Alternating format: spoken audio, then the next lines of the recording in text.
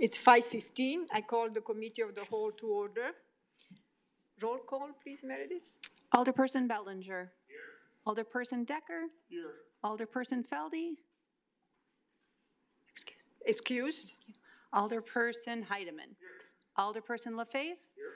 Alderperson Mitchell. Here. Alderperson Perella. Here. Alderperson Peterson. Here. Alderperson Ramey. Unexcused.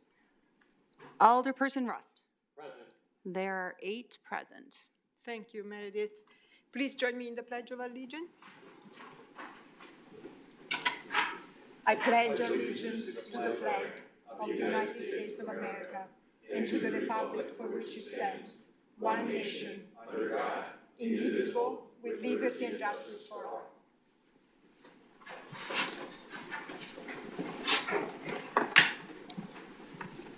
I'm looking for a motion to approve the minutes from October 21st. So moved. Second. All in favor? Aye. The motion passes. Public forum. Do we have anybody, Meredith, tonight? We had one person sign up. We had Brian Kelly.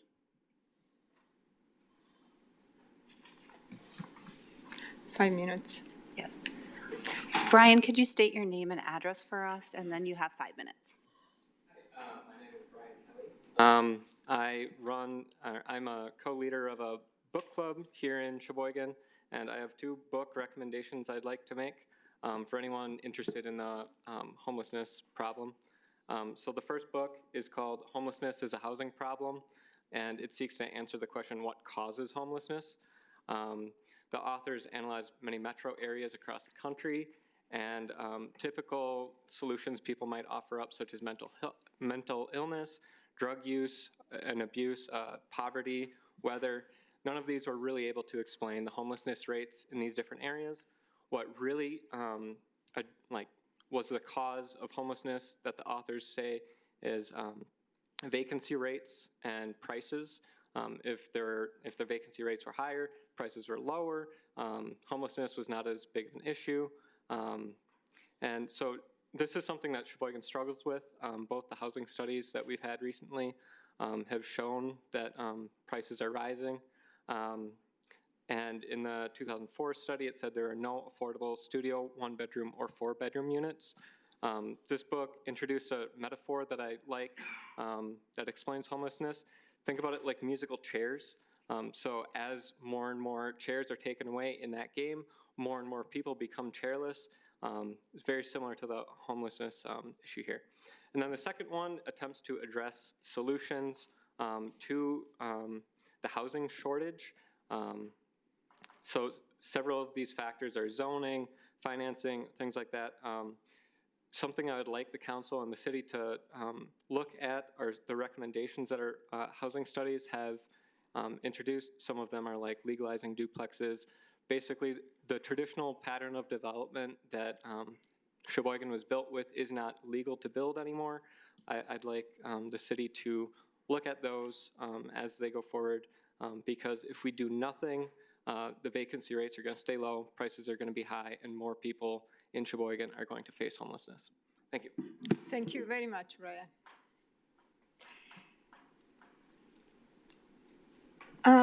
Before we pass to the item number 5, which is the main item tonight, I want to clarify a couple of things. We will allow tonight the public to speak. So please, if you want to speak, just raise your hands and wait to be called, and you will have 5 minutes to be listened to. All right, so we go to number 5.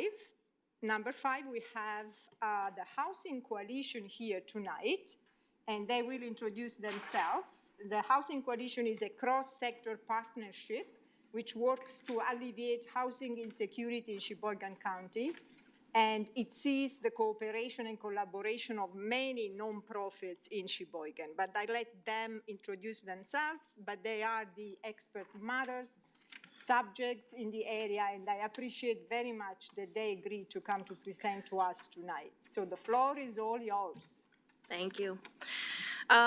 Good evening, ladies and gentlemen. So I am McKenzie Urbina. I'm a community social worker with Families and Neighbors Together through the Division of Public Health with Sheboygan County. And this is Lyric Glynn. She's with Lakeshore Community Action Program. Could you please remind me of your title? I'm the Supportive Housing Program Director for Lakeshore CAPRA Community Action Program. So I oversee almost all the state and federal housing grants for Sheboygan, Manitowoc, Kewaunee, and Door counties. So the purpose of our presentation tonight is just to have a discussion on the most recent homelessness statistics, local and statewide efforts, challenges faced in our community, also challenges faced throughout our state, and successful approaches from other cities. An overview of our topics, introduction, which I just went through, recent statistics, vulnerabilities, community impact work, government impact work, and success stories. So we are part of the Sheboygan County Housing Coalition. We are representatives. We do not represent the coalition as a whole. Part of our vision is that Sheboygan County residents have access to safe, stable, and affordable housing. The mission of the Housing Coalition is that we educate, advocate, and facilitate change to enhance housing opportunities, ensuring a thriving and healthy community.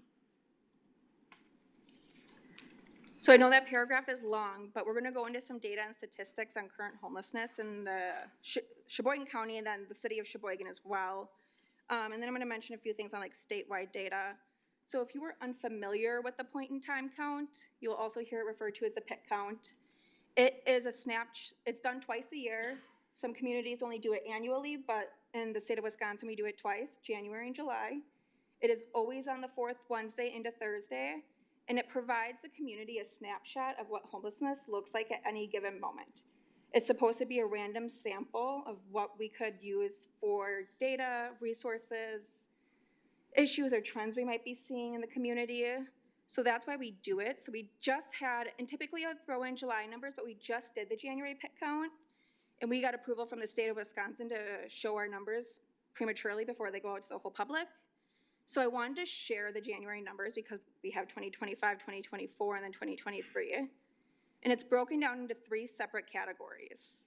So transitional housing, emergency shelter, and then unsheltered population.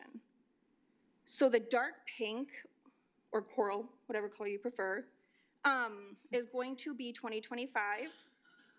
The lighter pink is going to be 2024. And then the dark blue is going to be 2023. So you can see the only area where there was a slight dip down in 2025 was for transitional housing programs. And it's just because the rooms were filled at the same rate, but the number of families was smaller. However, you can see a huge increase in emergency shelter and unsheltered. So in January 2025, there was 96 individuals in emergency shelter. So that's either Safe Harbor, the Warming Center, the Salvation Army. Compared to 2024, that saw 87. And then in 2023, there was only 51. In January of this year, there was 14 individuals found experiencing homelessness and sleeping somewhere not meant for human habitation. So they could be sleeping in a car, outside, at the library, anywhere like where you wouldn't think is a comfortable place to sleep is most likely somewhere not meant for human habitation. And then January of last year showed a number of 5, and then in 2023 it was 2. So we're seeing a steady increase, and out of the whole state of Wisconsin, we're in top 5 for sheer increase in numbers of homelessness, excluding the large counties like Green Bay, Brown County, Dane, Milwaukee. Some other, yes? Were those figures the county or the city? So they are countywide, so we look over the whole county, but nobody was found outside the city limits of Sheboygan. You are welcome. So, and then I kind of get into some more citywide data here. So Lakeshore CAP is kind of like the hub for receiving all homelessness applications. We have a standard application for anyone at risk of homelessness or anyone experiencing literal homelessness. So we received 554 deduplicated applications this past year. And those 90% of those applications resided in the city limits. The average income reported was only $12,657.42. Over 50% of those were single adults or adult households with no children in them. And then 59% of those identified as female. And this is a county-wide assessment. Now those were all city numbers. For the county in 2023, the community health assessment of 417 survey respondents reported having a housing issue. Of those 417, 33% stated it was the cost of rent, and 15% stated they needed to have permanent housing. So they were couch surfing and shelter, somewhere where a lease wasn't in their name in the past 60 days. The wonderful gentleman Brian mentioned vacancy rates. This is a huge, huge piece and why there's such a huge homelessness problem, because in Sheboygan there really shouldn't be. We have very high-paying manufacturing jobs that are very generous. However, the lack of housing and the housing affordability is very, very poor. And then we'll get into some other pieces, but transportation plays a huge role into that as well. So, and the state of Wisconsin, though, also has a pretty poor vacancy rate. It sits at 5.1% when a healthy vacancy rate for the state should be at about 7%. And then the city of Sheboygan has a vacancy rate of less than 1%. Excuse me, Lyric. Do you prefer to have questions during the presentation, or you want us to hold on them and Let's have them wait at the till end? the end. Thank you. Yeah, of course. So now looking at some of the vulnerabilities and challenges.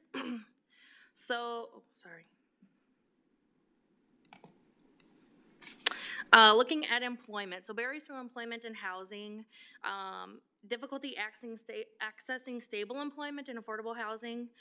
So like Lyric said, we have many high-paying manufacturing jobs. Sometimes people aren't able to get employment at those spots. They're not able to maintain stable employment there, or they can't make it to the job due to transportation. So that could be unreliable transportation. That could be including the bus route. They might take the bus, but maybe the bus doesn't run during the hours that they work, or it doesn't run to the area that they work. There is a huge cost burden with this. So without steady employment, you can't really have income to save and get into housing. So an average person's looking at about a double security deposit. If an average rent is about $1,200, you need about $2,400 to move in. Then you need first month's rent, which is another $1,200, so there's $3,600. And then there are a handful of landlords that also require last month's rent in that, so you're looking at $4,800 due at your lease signing to move into a unit. If you don't have steady income, you're going from job to job, you're likely not eating well. Everybody says there's high food share values, there are not. So you're spending a lot of money to experience homelessness, even though one would think without that rent cost or anything that it's not there, but it is. Some of the long-term health impacts. So I don't want to play into the stigma that everyone experiencing homelessness has mental health issues and that this is the reason they can't find housing and all of that. But mental health is a serious piece of it. We don't see people when they're first experiencing homelessness, they don't come to us in a mental health crisis. They come to us in a housing crisis. So they can't afford housing, they're losing their housing, something happened in life and they just lost housing.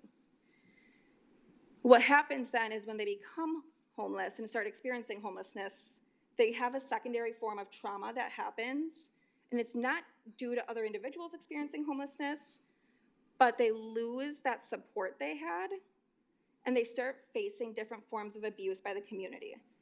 So I remember I supervise a whole staff, and I remember one of their first days on the job, they came up to me and they're like, I was helping somebody experiencing homelessness, and they just started getting cussed out for no reason. He was just standing by his tent.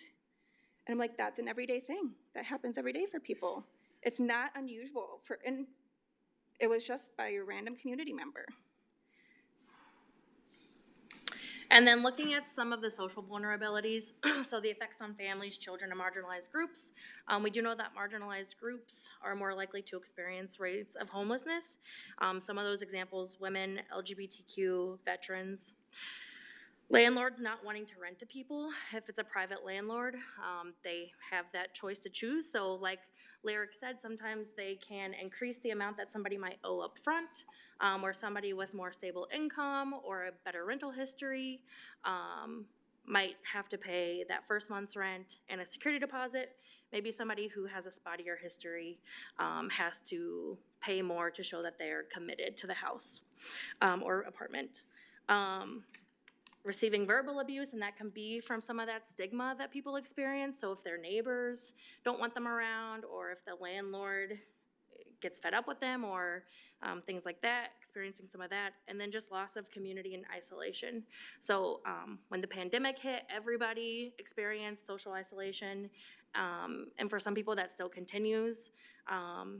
And so if you don't have a solid support system, if you don't have family close by, or you don't have a good group of friends, you might not be able to access support systems like other people can. So that can impact your ability for childcare. That can impact your ability to go to work.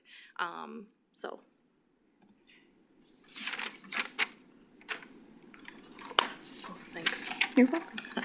Some community impact work happening. So these are, the first one is like nonprofits dedicated to homeless services. So the Sheboygan County Warming Center, it's an emergency shelter and it's low barrier. It is the only low barrier shelter in our community. That means they don't look at criminal history of any sort, and they aren't taking in like drug screening or any of that. The Salvation Army, Safe Harbor, which is dedicated towards domestic violence. Bridgeway, and that's a transitional housing program. Lakeshore CAP, we're kind of like the holder of all the housing programs except for like that Section 8 voucher that goes to the Public Housing Authority. So we have a permanent supportive housing program, rapid rehousing, prevention programs. Just, it varies between kind of what somebody's living situation is. There's a community cafe that provides a free meal to anyone in the community, but a lot of individuals experiencing homelessness 6 days of the week. Sheboygan Area Pay It Forward, which is a community drop-in center for families and individuals. And then Partners for Community Development. They do a lot of first-time homebuyer, weatherization, as well as affordable housing. So some organizations that aren't solely serving the homeless population, but kind of do a lot of work with us are Lakeshore Community Healthcare. They provide like a streamlined referral service for us so we can make easy referrals over. And then United Way of Sheboygan County as well. They provide a lot of grants and housing and education for us. And then just two not nonprofit organizations are the Sheboygan County Housing Coalition, which we kind of talked about, and then Mr. Wendell's collaboration. They do some housing education for specifically the downtown neighborhood and the downtown businesses.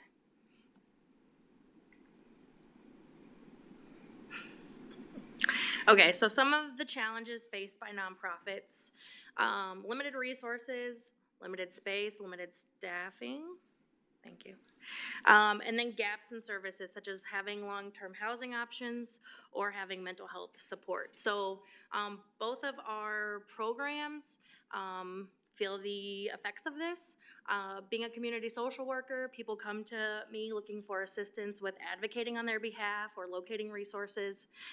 In regards to housing, that was one of our higher needs this year, and that is hard when there is a lack of availability and again a lack of affordability. And then with staff, everybody's feeling the impact of a decrease in staff. So resources are just very spread thin because you don't have the people to provide services or to always look for what they need. Gotta remember that. So some current government initiatives and like community-wide work that's being done are, there's a lot of work between Partners for Community Development and the city of Sheboygan to acquire several properties and then renovate them and rehab them for affordable housing for low-income families. And then they also have that huge new affordable housing unit going up. I don't know the road, but I know it's right by Burger King. That's the piece I always remember. We have an amazing co-responder program with the Sheboygan Police Department and Elevate. We have a couple programs at Lakeshore Cap where we just can't meet all the mental health needs for individuals, and this has been a huge support on our end, especially when we have participants in our programs coming into police contact for nonviolent crimes that really just, they need that support and just somebody to walk through some of the issues happening with them. And then the community health improvement plan. So Healthy Sheboygan County and multiple agencies in the community.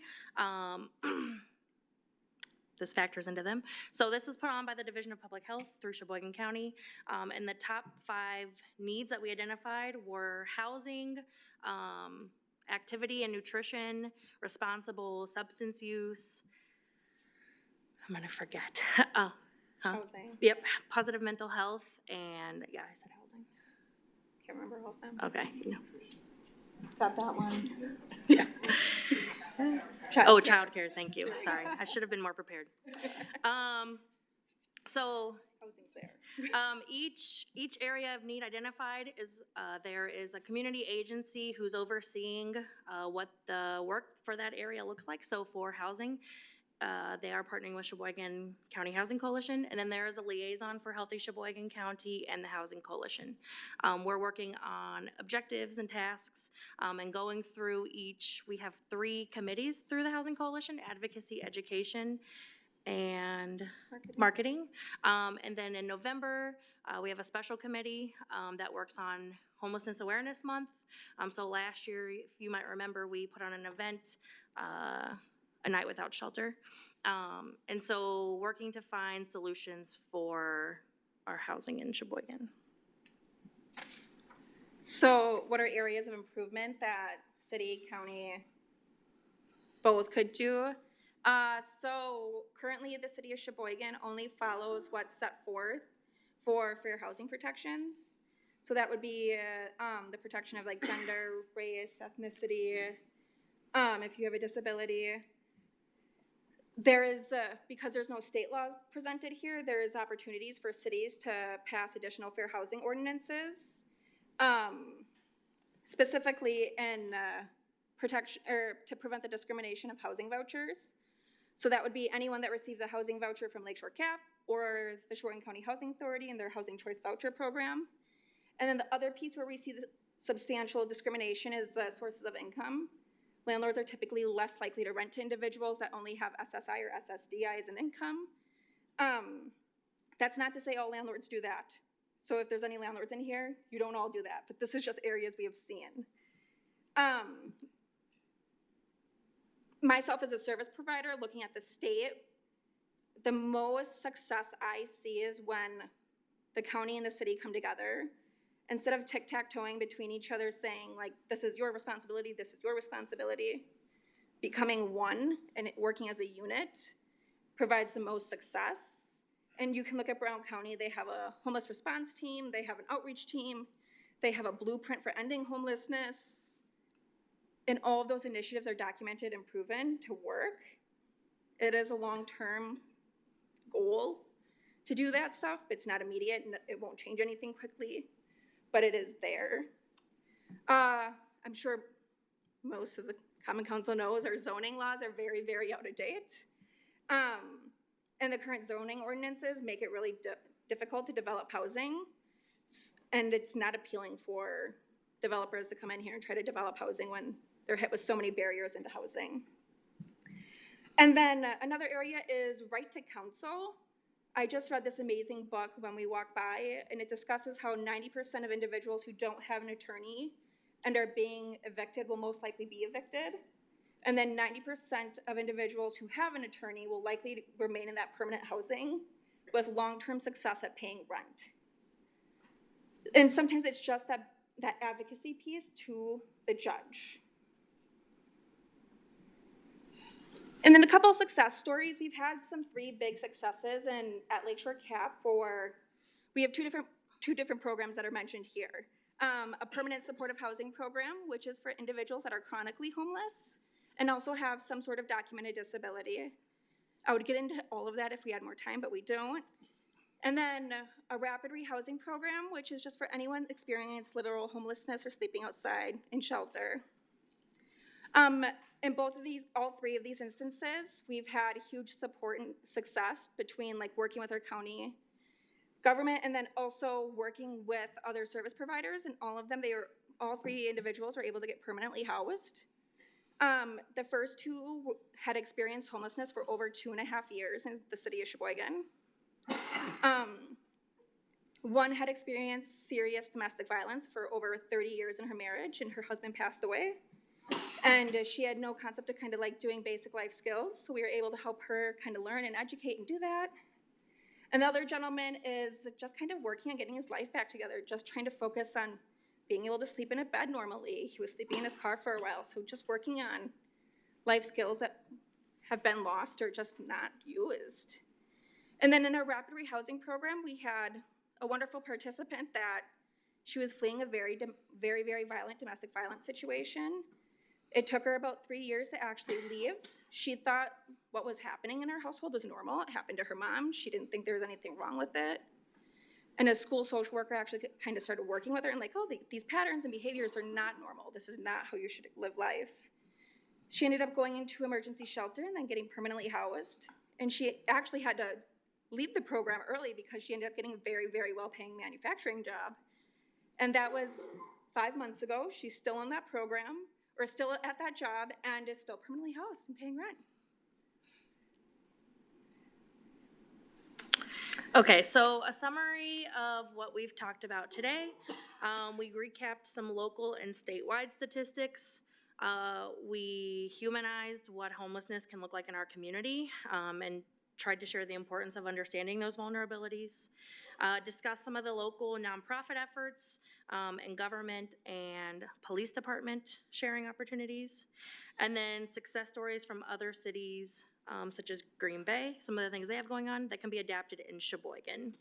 Some of the things that we're asking our community to do is to encourage more community engagement amongst your peers or your leaders, and ask for support, and then advocating for additional resources, collaboration, and policy change. So as Lyric stated earlier, there has been success shown when city and county leaders collaborate. And with that, we leave the floor open to any questions. So thank you so much, Lyric and McKenzie. Really, I appreciate that, and especially we appreciate your work. Any questions from the committee?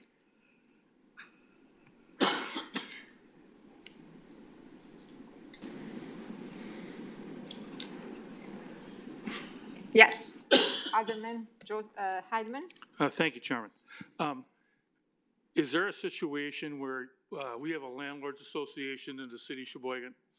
Are there any actual landlords that would say, contact you and say, if you have somebody that needs a place to stay, I'll work with you? Or is that just not ever, that's not heard of?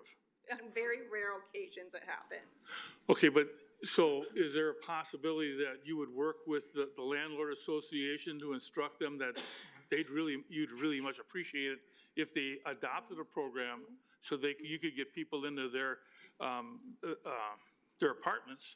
Because wouldn't it be a lot simpler to go through you to get somebody in their apartment than have to advertise and do everything else? And especially if you've already done the background check and all the additional work that landlord doesn't have to do, wouldn't it be a plus for them? It would. So yeah, we have reached out to the Landlord Association on more than 10 occasions probably, and we don't get a lot of success. That's not saying it's always the case. We do have some real amazing landlords we do work with already. A lot of the issue is we can only pay, in certain programs, we can only pay the HUD fair market rent or the WIDA fair market rent. And due to such a low vacancy rate, it's a landlord market and they can charge whatever they want for rent. So we can't afford to pay for those units when they're $1,400 for a 2-bedroom. So why work with us when they can get more in rent? Right. Okay. Thank you. Of course. Any other question? Alderman Bellinger?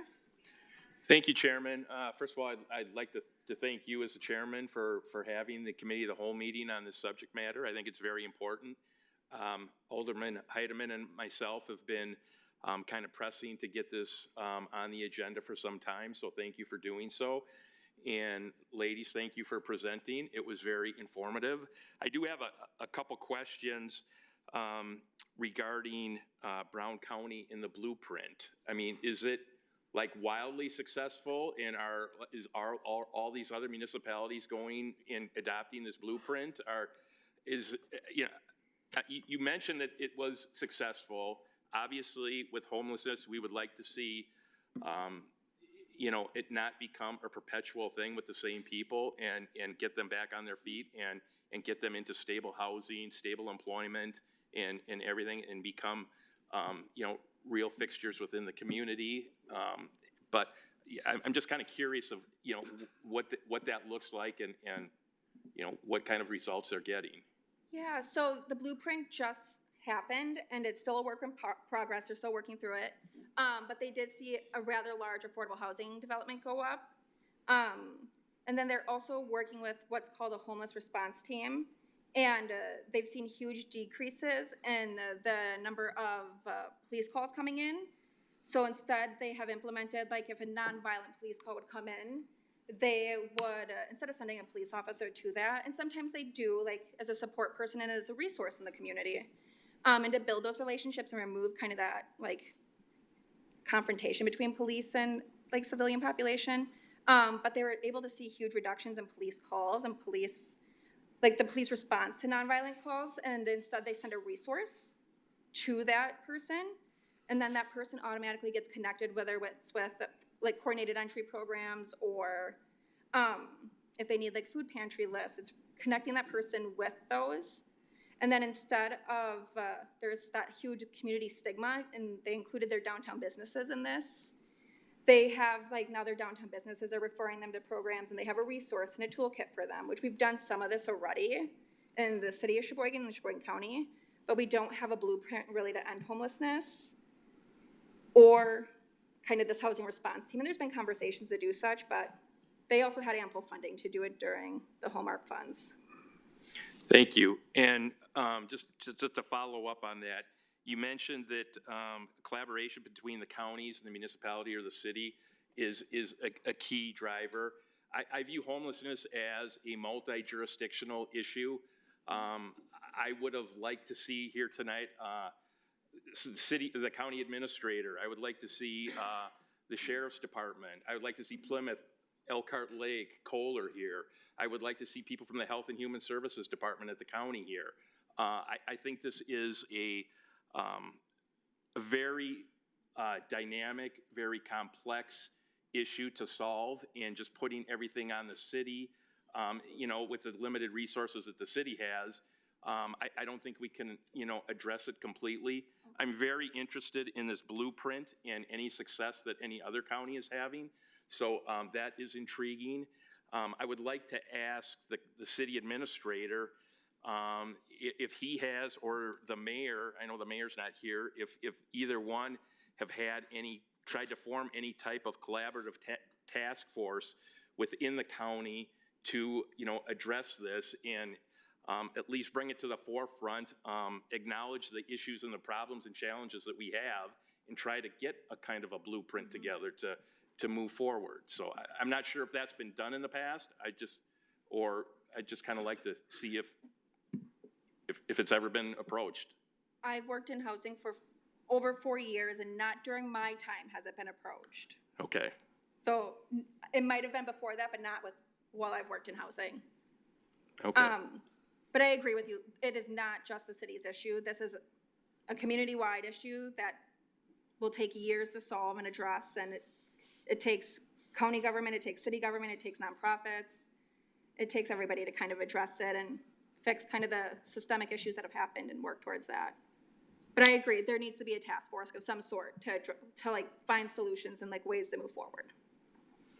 Well, you ladies are doing a fantastic job. Thank you for what you're doing, and thank you for bringing this to light. So thanks. I appreciate it. Yeah, of course. Well, and we appreciate your time too, and I think we weren't quite sure what this meeting would look like, just trying to educate all of our leadership, and so something else that we're trying to do is get in front of our county board as well and just share the same information, just kind of making our community at large aware of like what data we have and some of the things that are on the forefront of how we could provide solutions. So hopefully next time we present, there will be more players at the table. Alder Lafave? Yes. Speaking from personal experience, I have an older brother who is developmentally disabled. And he is not like a lot of people are talking about this homelessness as being people who could go out and work and who could, aren't doing what they need. My brother Gary, God love him, he's never going to be able to take care of himself. He's never going to be able to have a job where he can support himself. He's never going to be able to do this. So we need to think about those people also. And I can tell you, looking around for a place for my brother to live and to be taken care of is exceptionally difficult. There are few places in this community that service individuals like my brother. And he's a beautiful person who deserves a healthy place where he can get food and he can have connections with other people. It bothers me that we, as a community, we kind of mess up. And we don't need to. We need to work on this. And I can guarantee you, in my seat right here, I'll do everything I can. Alder Heidemann? Thank you, Chairman. When we're looking at homelessness in Sheboygan County, and is Sheboygan the hub? Is Plymouth or Kohler or Elkhart or any one of the other larger communities experiencing the same thing that the city is, or is the fact that they transfer their individuals into the city of Sheboygan because that's where social services is?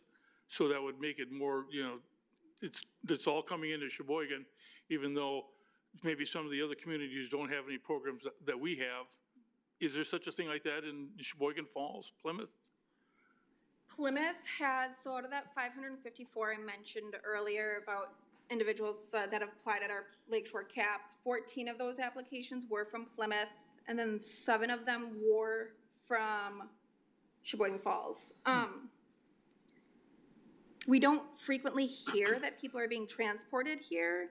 We do hear that people will come here for services, but they'll typically, in most cases, they have their own car and they're coming to use like the community cafe, or they're coming to receive a shower at the Salvation Army. It's not that they're being dropped off by the sheriff's department or the police department in that local community. That's not to say it doesn't happen, because it does. We have heard stories where it does happen. It's just we're not hearing it frequently enough for it to be like a constant worry. And typically data has shown that our transient population is not substantial within the community. But most people do want to stay in their neighborhood or their community, like where they've already set roots. It's just very difficult when there aren't resources. Thank you. And I think in some of our rural areas, homelessness is gonna look like people staying at like a pay-by-the-week hotel or couch surfing. So it's not gonna be as in your face as it is in the city with people hanging out on the street, or you see tents in the park, things like that, because that's just not what it is. The city is more walkable. We do have more resources, but most likely if you're going to another area, you do have a car or some sort of transportation and you're housed temporarily, so.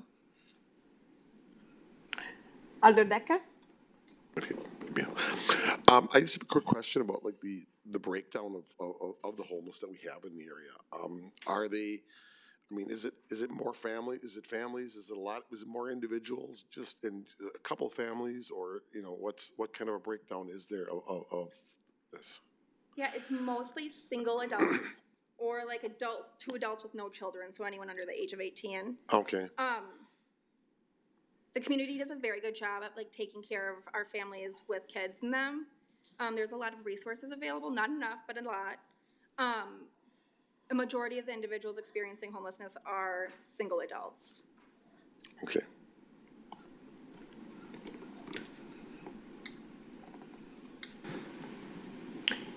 Alder Peterson? Thanks, Chair, I appreciate it.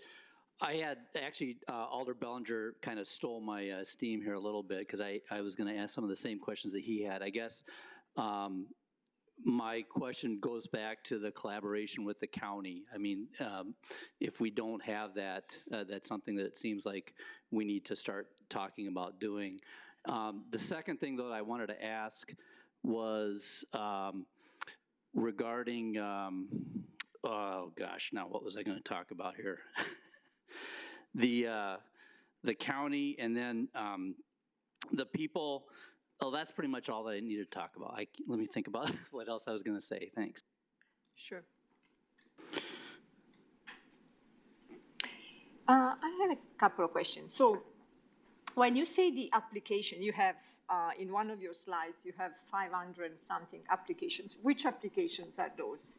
So that is going to be the supportive housing application. If you would go to Lakeshore CAP's homepage, you'll see a little tab on the homepage says supportive housing application. It is going to be just that one application. So that is, and it's one application for about, depending on someone's living situation, it could be 5 to 6 different programs. So if I need, I apply, and then I would be possibly eligible to any of the programs that are available that you, as a Lakeshore CAP, administer, right? Yeah. That is not, because I was thinking, actually, I received a few days ago, and I don't want to digress, but we all received, the Housing Coalition received the numbers of applications to the Sheboygan Housing Authority, and I was actually amazed by the numbers. So there is 428 applicants on the wait list for the public housing on Georgia Avenue. There are 374 applicants of the waiting list for the public housing Tamarack House. And then there are 790 applicants housing choice vouchers. So I was really surprised. And these are not all the numbers, because there are more houses, public houses, which we didn't receive the numbers from. But my question is, so we know there is an issue with housing. That is clear. And I do agree with the approach that housing is the number one reason that we have this issue coming to surface and on the rise right now. However, we also know that there is a need for support. So someone who has systematic issues in keeping a house, keeping a job, and so on, may need much more than just a roof on their head. And I do think that a roof on their head is the number one thing that we should be doing. However, then also need support. So that support, do you think that our community has already the system in place to provide that support, or potentially a task force, for example, with the county would also be able to cater and actually gather all that type of, put the system in place to provide that support? I think at this current moment, this county has the resources for case management services without being in a housing program with a housing voucher. That being said, and I only say that because Lakeshore CAP administers a pretty wide housing stability program. However, those were COVID funds, and they will be gone in September of 2025. So after that, we will lose a huge chunk of funding for just case management services. Once people are housed, the resources available for just case management, kind of that support and understanding how to access a system and navigating that is very, very minimal. I do think a task force could help. We see a greater need with single adults being able to do that, because there are some county-funded programs that help with families and helping families access that. But there will be a huge need for single adults. Thank you. I have one more question, but I will wait to see if there is anybody from the public that wants to speak. Yeah, Can you repeat that? No.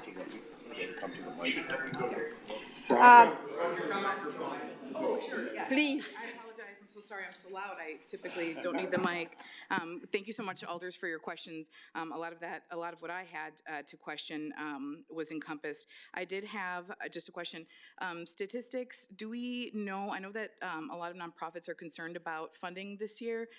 Any statistics, or do we know any challenges that any nonprofits are currently maybe facing in potential Q3, Q4 for cuts in funding that may impact the numbers that we have now a little bit more? And do we have any projections for what the city of Sheboygan or county may face either this time next year or after?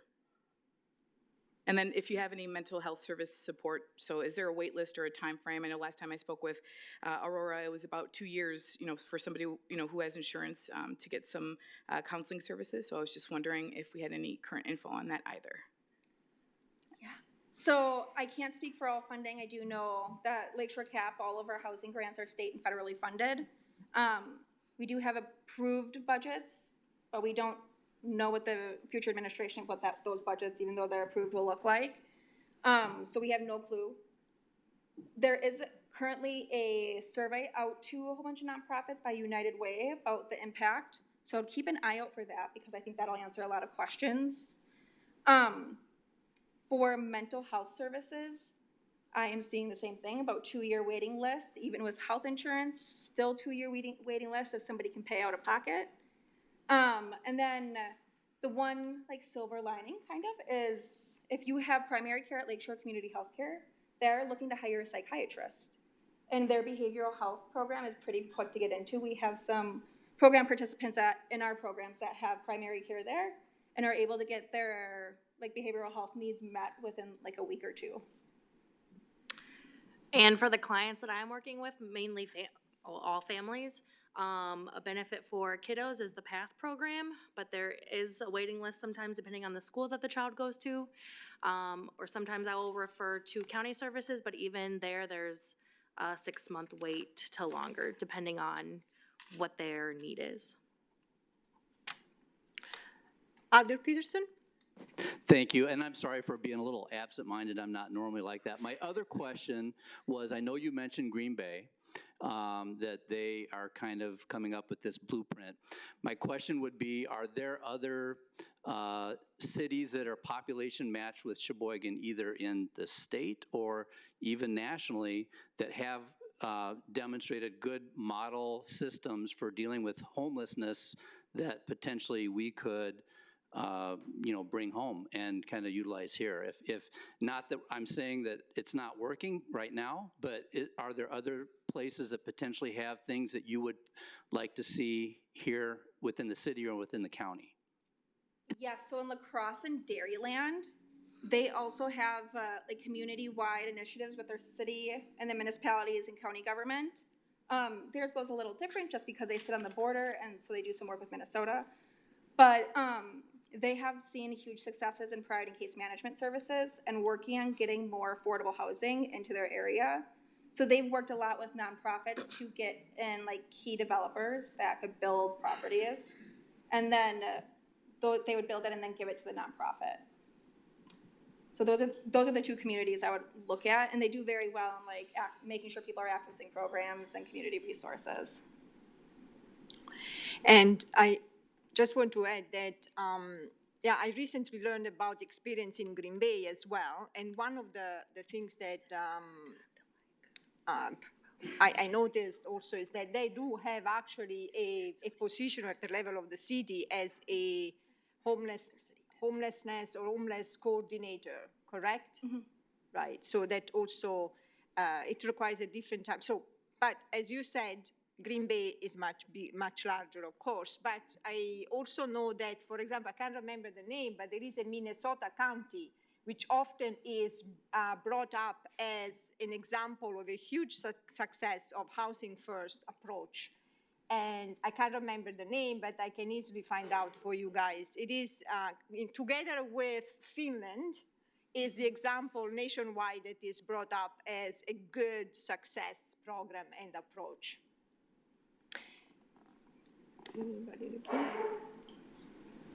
Alder LaFave? Yes, I would like to sit here and take a look at this situation from like 35,000 feet. Take a look back here. And the biggest problem that I see is that number that you said, we have less than 1% available housing. So therefore, what we need to do, and this is not something that's going to happen overnight, we need to increase the number of units we have in the city of Sheboygan and work with our fellow municipalities in the county so that they also increase the amount of housing units that they have in their communities. Because we're not going to get rid of this problem because it's a supply and demand issue. If you don't have enough supply and the demand is really there, what happens to the prices? They go up, way up. And if they go too far up, then we have a certain segment of our population that's not able to pay that. Now, what we need to do, and like I said, it's not something that we can do overnight. And I know for a fact that we have talked to the city administrator. He'll tell you how many projects we have, in the chute to get the number of units up. And that's what we need to do. Because if we don't get the units up, this is going to be an everlasting problem. I would like to ask the chief of police if you have any insight or any information you want to share with us from your perspective. Sure. I can tell you that I know Lyric and the other folks here that represent the Housing Coalition, and that I think one of the good things that we have going for us in Sheboygan is that we really have good, strong partnerships and that the lines of communication are open. I would point out, excuse me, that no community is 100% successful dealing with homelessness, right? It exists in every community to varying degrees.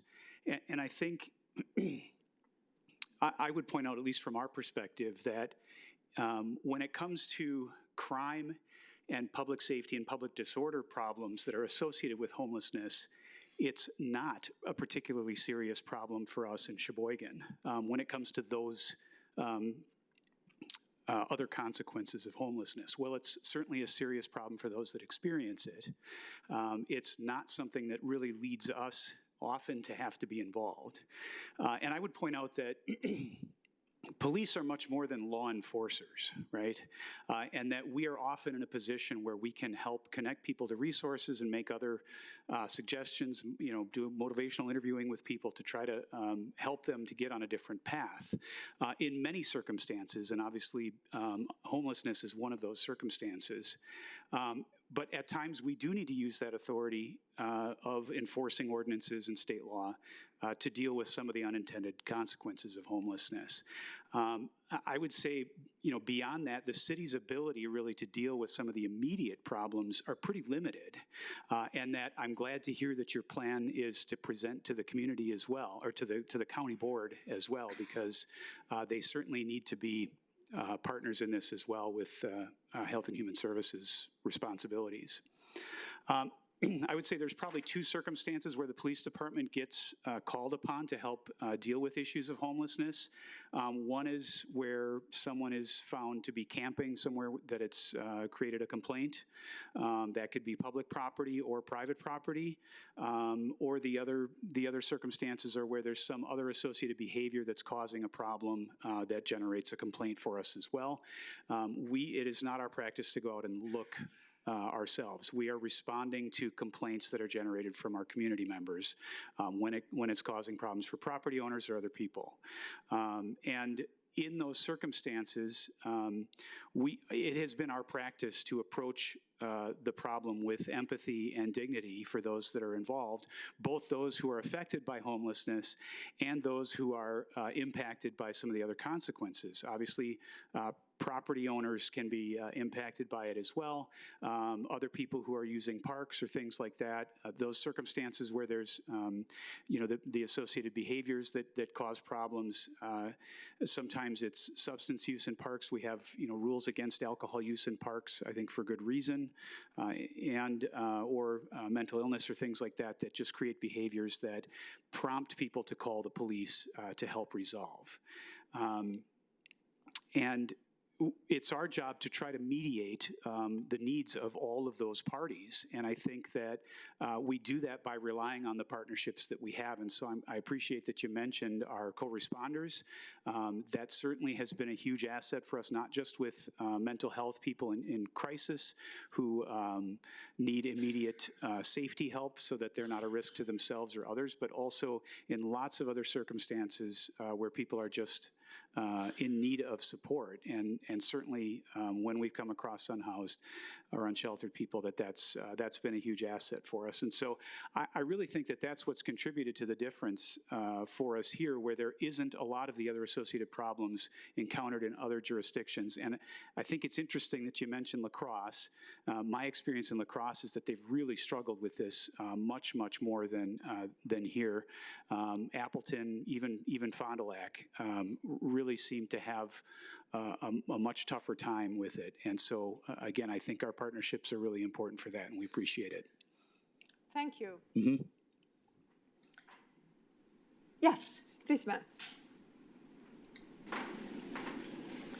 Doris Tooney, I'm a community member of the coalition. I just wanted to clarify the information on the blueprint that Green Bay has.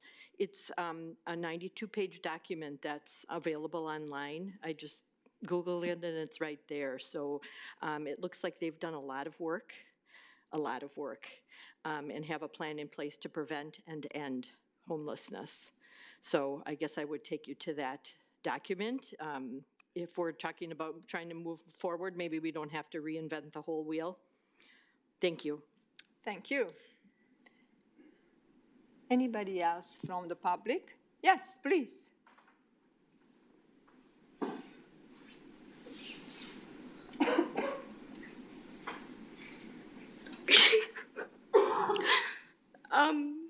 I just wanted to ask the police officers, because I am honestly homeless myself. Is there any programs for people with mental health that the police officers would get training on?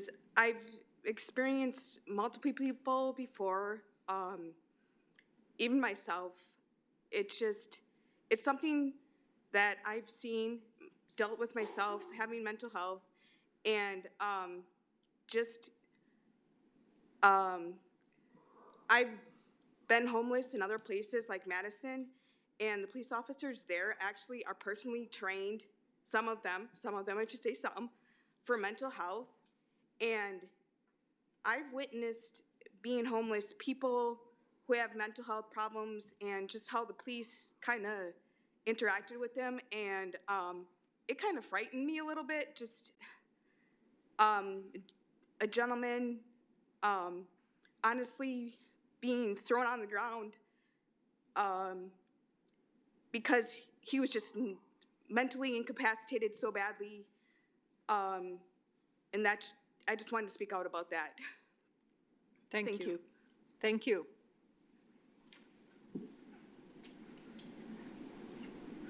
Yes, Sue. Good evening. My name's Sue Kaiser. I'm a lifelong resident of Sheboygan County. I appreciate the comments that are made about working together.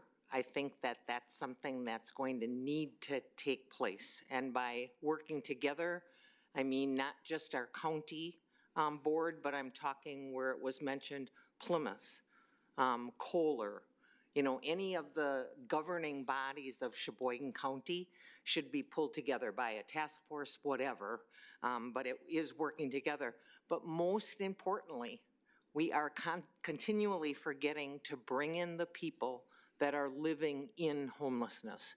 If we don't get the opinion of people that are experiencing the problem, we are never going to find a solution.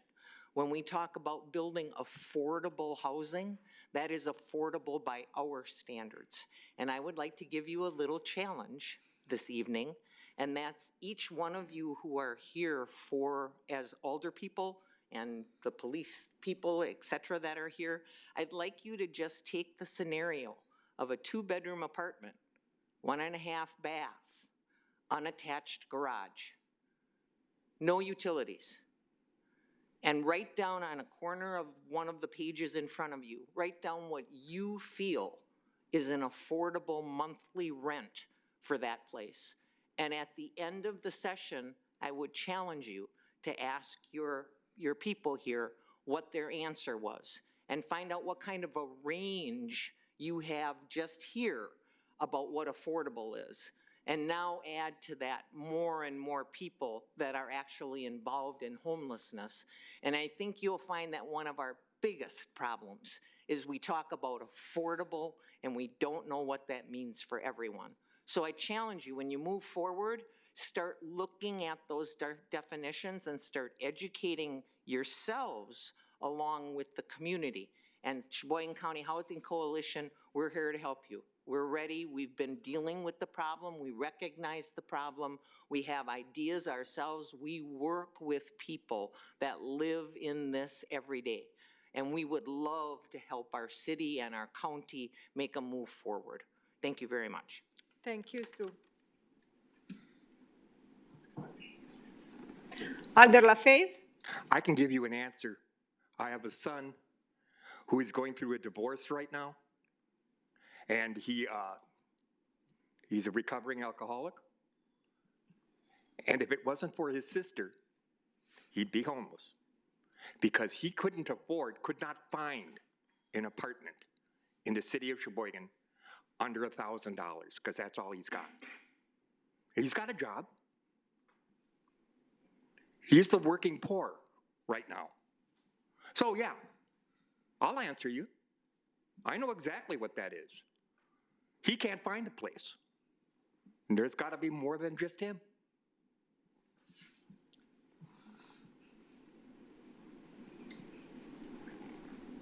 Please, sir.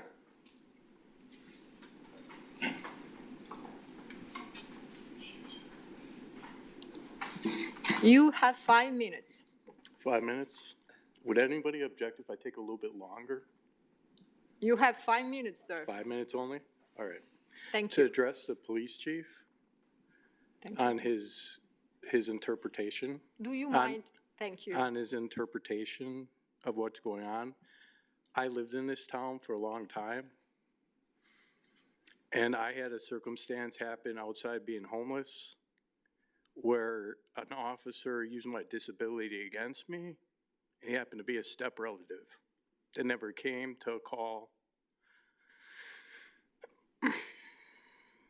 and tried to say I was delusional, that he's suffering from my schizophrenia, and this would be addressed with my step side of the family.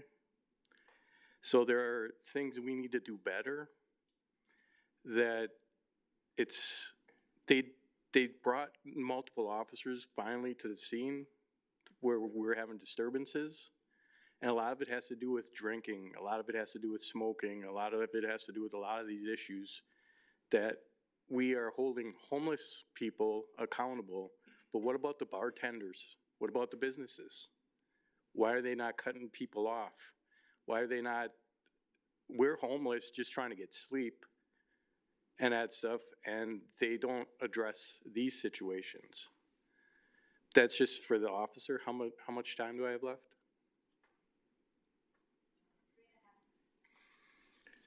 Just on that particular issue, but I can tell you we have to look at this a little bit deeper with politics.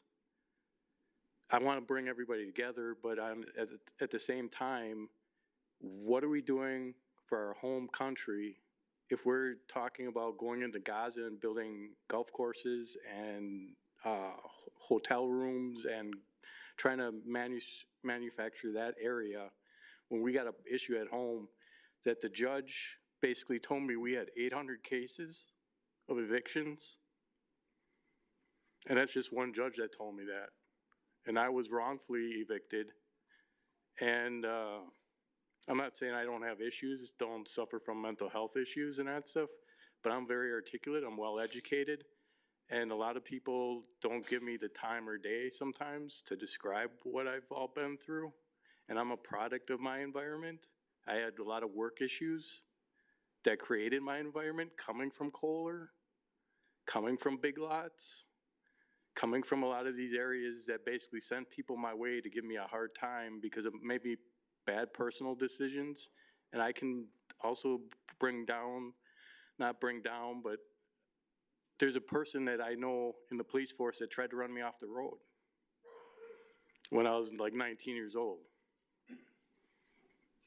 And I'm not going to name names right now, but there's a lot of these issues that people suffer through, and I'm sorry, I'm a little sidetracked a little bit. I'm a little nervous too at the same time. But what are we doing? It's like, is everybody's migrating to Midwest? Am I wrong on that? Because people are sick of getting cancer, sick of getting wildfires, sick of climate change. There's a reason, I'd like a census on the population of people in Sheboygan right now. Some kind of number to see how many people are actually living in Sheboygan, because I don't think the number on the board down by, is it Kiwanis? Not Kiwanis, down by the quarry, I don't think it's accurate anymore. I think I'm hearing people from California living here and going through this. I'm hearing New York, I'm hearing Texas, I'm hearing Florida. I'm hearing all kinds of stories. This is happening all over the country and it needs to be addressed. Any questions for me? Okay. Thank you. Yes, please, sir. Hello, my name is Jake. I'm homeless. I've spent a lot of today talking with some of my other homeless friends, specifically about this meeting, about things they wonder about and would like answers to, and particularly issues in this city concerning how the homelessness issue is being addressed right now. And there are a few things that I would like to talk about. Our city is and has been for some time facing both a housing crisis and a very closely related homelessness crisis. And recent events have shown that instead of working towards real solutions, we are turning away viable opportunities to help those in need. The warming shelter at St. Luke's United Methodist Church once secured funding and attempted to purchase the Garden Toy Factory building on North Water Street with the intention of converting it into transitional housing for people suffering homelessness. However, this proposal was voted against by a number of members of the council, including the mayor. And instead, that property is now an apartment building offering apartments, including single bedrooms that cost from $1,100 to $1,300 per month, which is well out of reach for many in our community. A second attempt was also made by the warming shelter to purchase the Tower Academy building on North 6th Street for the same purpose, but zoning issues have prevented that from happening. These were not just buildings, they were opportunities to help people, to relieve pressure on the Sheboygan Housing Authority and Lakeshore CAP, which currently the Housing Authority is only authorized to contract out 186 apartments, and that number is simply too low to meet the needs of the city and the community. And instead of supporting solutions that increase affordable housing, we are watching them be blocked. And the numbers frankly speak for themselves. In Sheboygan County, where the median rent is approximately $900 a month and the poverty level is about $14,500, someone earning poverty level wages, which is at least 9% of our city, would be paying roughly 75% of their pre-tax income just for a fair market value house, a single bedroom apartment. That is simply not affordable, and it's not sustainable. And yet, when efforts are made to address this crisis by providing more low-cost or subsidized housing, they are met with resistance rather than support. Meanwhile, those without stable housing are struggling daily. The Salvation Army shelter, one of the few places available for people like me to sleep, shower, and eat every day, is dealing with a bed bug problem. Just today, the room that I myself sleep in was smoke bombed to address the infestation after multiple chemical treatments over the last few days. And even now, organizations working to help those in need are being unfairly blamed and stigmatized. A Sheboygan police officer recently accused Pay It Forward, a nonprofit which is open to the community daily as a safe harbor and a place to be, of contributing actually to the homelessness issue by providing daytime shelter and food. This accusation is not only misguided, but it is also harmful and, quite frankly, dehumanizing. Many homeless individuals who frequent Pay It Forward are employed. This organization does not discourage work. It actively provides information and assistance, unemployment assistance, and other vital social services to any and all who need or ask for it. It is not fair to view Pay It Forward as some sort of opium den-esque refuge for the social and economic lepers of our society, a place where from day to day our minds die and our spirits atrophy and rot. Somewhere we watch the process in one another, hoping to forget it in ourselves while we waste our lives away in squalor. We are human beings who desire to better ourselves and our circumstances, to contribute to society, and in turn be accepted by it, and we deserve to be viewed as such. All I'm asking for is the powers that be in this city to, if not provide more help, at least stop being a roadblock to those who wish to do so. Thank you. Thank you very much, sir.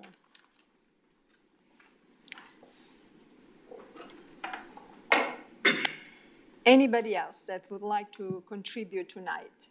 I know that this is, it is by no means an attempt to find tonight magic bullet solutions, but it is the beginning of a conversation that I hope it will develop in something more practical. And I do think, however, I want just to briefly offer my view on that, what Jake just said, that generally speaking, I'm thinking that the criminalization of the homeless population is part of the problem. And the fact that we tend to look at it more like a private individual problem more than a societal problem. And I do agree also with the fact that Pay It Forward is doing a great job. No doubt about that. We have the executive director here, Kathleen, and I want just to thank her for her work. However, as an elder person, I can also share, and I'm sure that you are aware of this, we do, as elders, we do receive calls from constituents who typically are to remove unhoused people from properties, from public places. And so what I notice, what I see is that often is a matter of, I don't want to see people that are experiencing homelessness. I just don't want to see them. I want them removed. And I think that that is part of what we are saying as far as criminalization and maybe fear. Maybe just pure, simple fear. And we have a lot of work to do on that too. How to address that? I think that the local nonprofits are doing a fabulous job on that. trying to change the narrative. And so the only thing I can offer tonight as far as in that realm as a solution is to make an intentional effort to keep in touch with those organizations that work directly with the unhoused and house insecure populations, because we can learn a lot about it as from the Common Council perspective. And I don't want to put Kathleen on the spot, but if Kathleen wants to offer her view of the situation, I would truly appreciate it.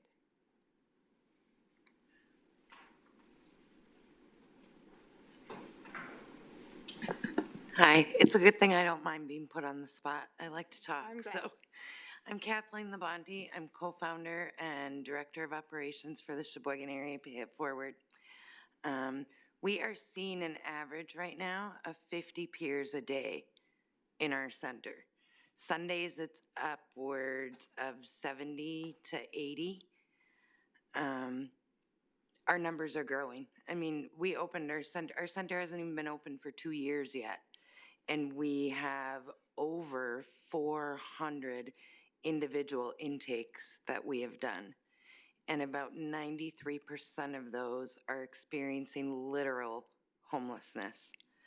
We have some success when individuals have their names come up for housing, but as it's already been discussed a million times, those wait lists are very, very long.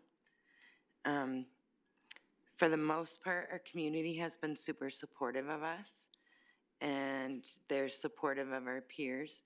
Some of our peers, who I'm very proud of, got up here today to speak and to share their experiences. There's so much more to it.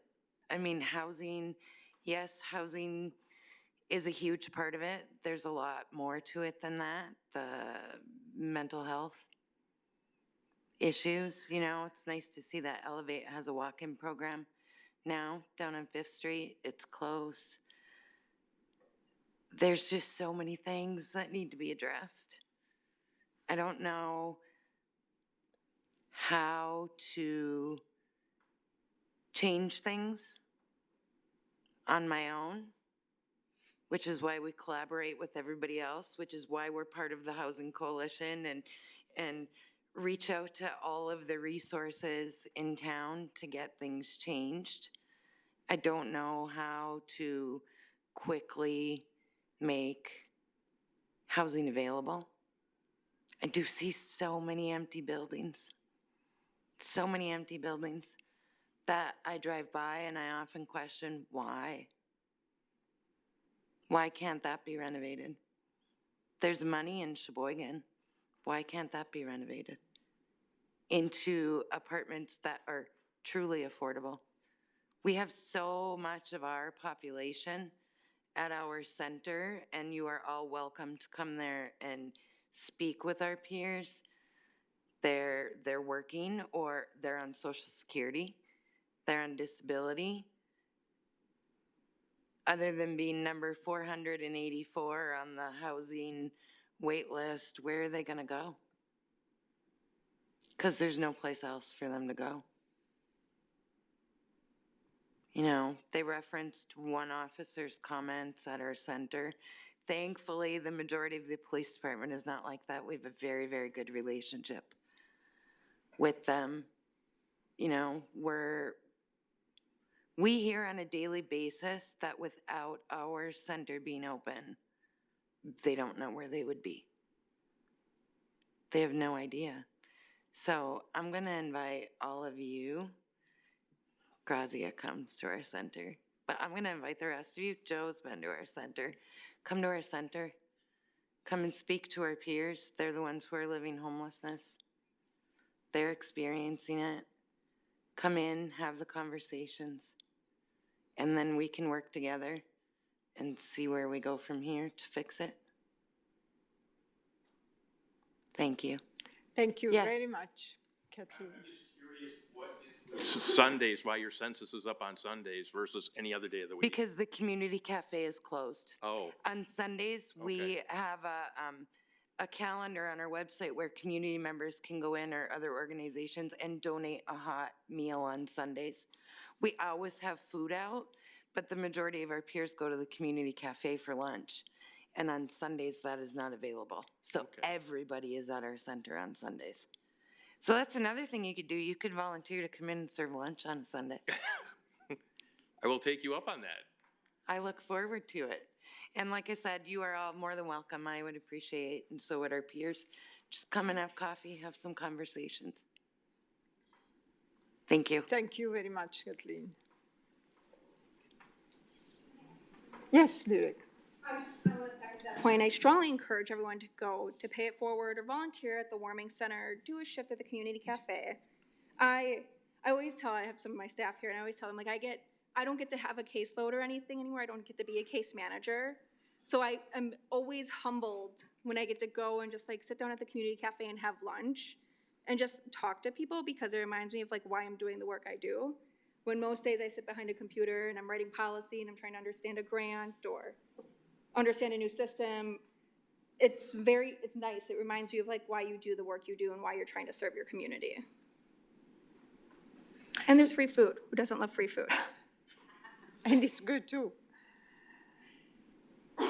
Anybody else that wants to contribute tonight? Just a quick comment. Okay. The library. Please come closer to the mic. The library is also closed on Sundays, and the buses do not run. So both of those are large contributing factors as well. Thank you. Thank you for that reminder. That's very true. Yeah.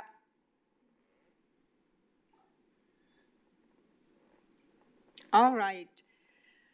As I said, this is just the beginning of a conversation. I hope that it is enough food for thought to think about the next steps. I'm sure that there will be some conversations, and we go from here. I truly appreciate everybody coming out tonight. And thank you so much. And with that, excuse me, please. Aldo, Yes. I think one of the things that I maybe would encourage all of the other alders here also, because this is what I'm going to be doing, because this is going to be a collaborative effort. This is not going to be just the Common Council is not going to solve this problem. Not at all. It's going to take, and I think our county board is going to be the first step, actually. So I will be calling we each mirror our county board reps.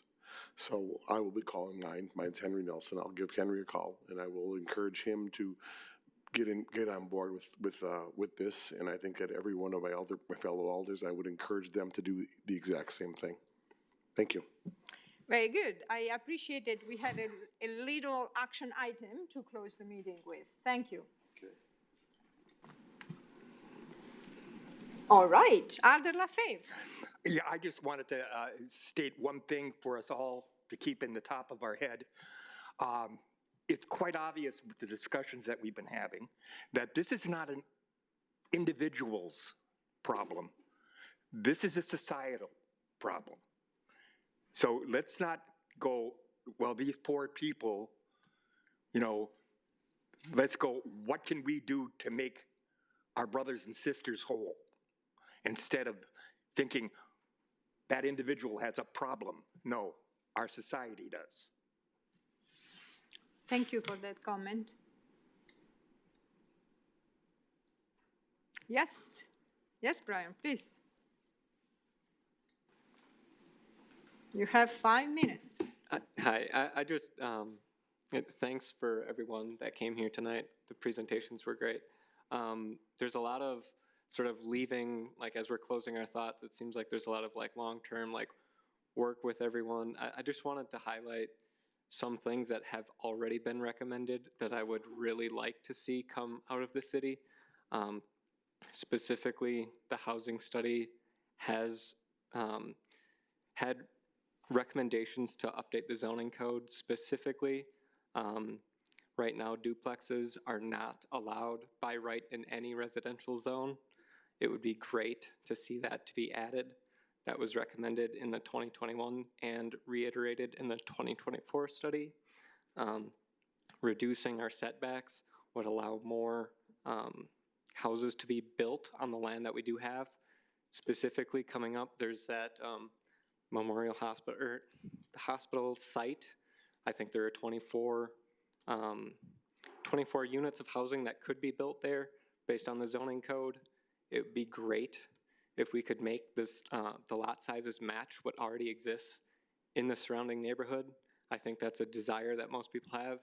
New developments are nice to be matching what already exists. That would almost double the amount of units that that site could provide if we just make it match what already exists. And then, yeah, I just really would recommend all the alders look at those housing studies again and propose some of those recommendations that that were already presented to the council. Thanks. Thank you very much for those reminders.